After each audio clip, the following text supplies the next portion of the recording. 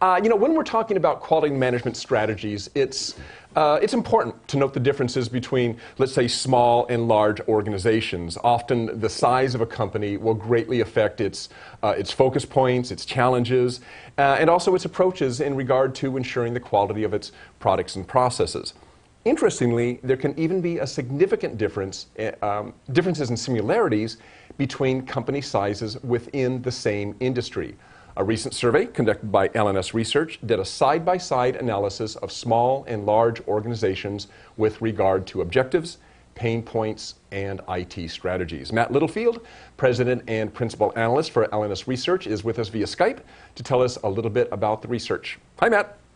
Hey, guys. Great to be back. Hey. Thank you. So, let's talk about this survey a little bit. Can you tell us what the overall purpose of this survey was? Sure. This was really a seminal survey for us at LNS Research.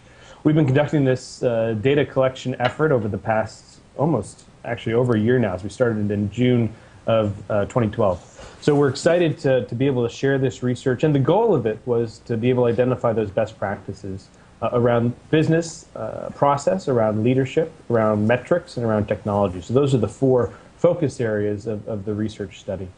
And as you mentioned, we want to be able to drill that down, not just broadly across all different types of companies, but we want to say, what are the differences by industry, or what are the differences by company size, and help companies really drive that strategy based on their particular drivers and standing in the marketplace.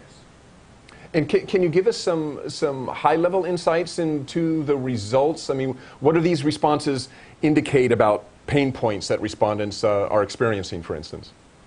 Yeah, there's some interesting high-level results for sure. When we look at companies together, overall, companies are very focused on growth. That's one of their main financial objectives. But when we look at what's happening in operations or in quality, very often it's cost or efficiency. So it's manufacturing efficiency gains, it's cost of quality improvements.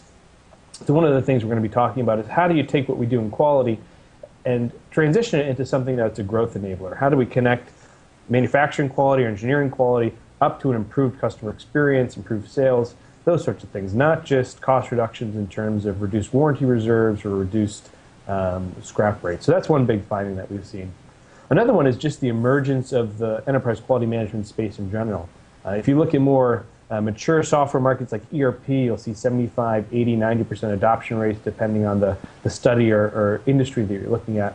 When we look at quality management software, it's much lower. It's 20%, 25% depending on the industry you look at.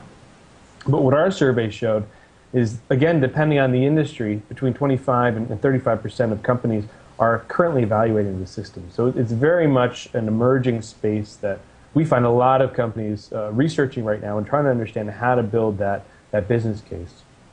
And I guess one of the major benefits that we've seen from the research and business case is connecting that benefit beyond just compliance to operational benefits. So that real-time visibility into metrics and the ability to coordinate processes across engineering, manufacturing, and the supply chain are driving performance benefits, both cost and efficiency benefits. So it really is more than just a compliance initiative on quality.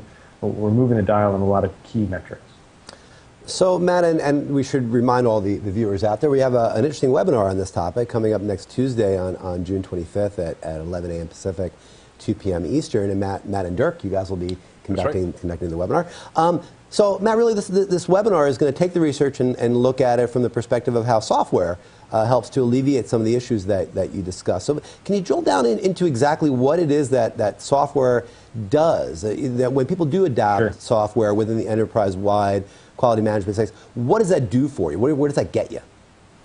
So that's one of the challenges that we've seen a lot of companies having, is defining what should be part of an enterprise quality management software implementation. And our research shows that most companies just do a few small things. So they might implement an NC CAPA process or a document control process. That may, depending on the industry, be for pure compliance, or it may be for some continuous improvement initiatives. So they have some formalized process and visibility in that process of identifying issues and making sure that a robust continuous improvement process is being applied to improve those issues and reduce those nonconformities over time. Our research has also shown that you need to expand beyond that. So go beyond just NC CAPA and doc control to other areas of the business. So that could be audit management, supplier quality management, risk management, There's a number of different areas that we're seeing companies expand into on a functional basis. And the other area is what we call closed-loop quality. So it's just the flowing of information through a workflow back from one part of the organization to another. So very often that involves taking quality data from the field, quality data from manufacturing, and making sure it gets back to engineering so they can make better decisions in the new product introduction process. What else will we hear about on the webinar this coming Tuesday, just to kind of wrap us up real quick here? Sure. One thing we're going to talk and share about is real benchmark data on metrics. So by industry, we're going to show how companies are performing in cost of quality, OEE, on-time and complete shipments, new product introductions, scrap rates. So companies will really be able to understand where they compare to their peer groups by industry, and then maybe if you're not where you want to be in one or two of the metrics, some concrete steps for improving those metrics, some based on technology, other based on business process or leadership changes. And finally, I understand one of the things that you're going to be doing as part of this webinar is giving away a free ebook. What will be in that ebook? So the ebook is a very visual representation of the data and findings from the presentation. So if you're like me and you can't sit down and read a 20-page report, but you want to get the key findings in a very visual and easy to digest way, perhaps share it with other folks on the team who don't have as much quality experience as you might. It's a great way to quickly communicate in a visual way the main findings of the report and apply it to your business. So that's our goal of the ebook, to make it easy to communicate those key findings about how to adopt EQMS and what the value is from the software. Okay. Well, Matt Littlefield, President and Chief, do I have that? Principal Analyst with LNS I'll Research? take Chief. Chief Analyst, whatever works. All right. Well, we'll see you again on Tuesday then at the webinar.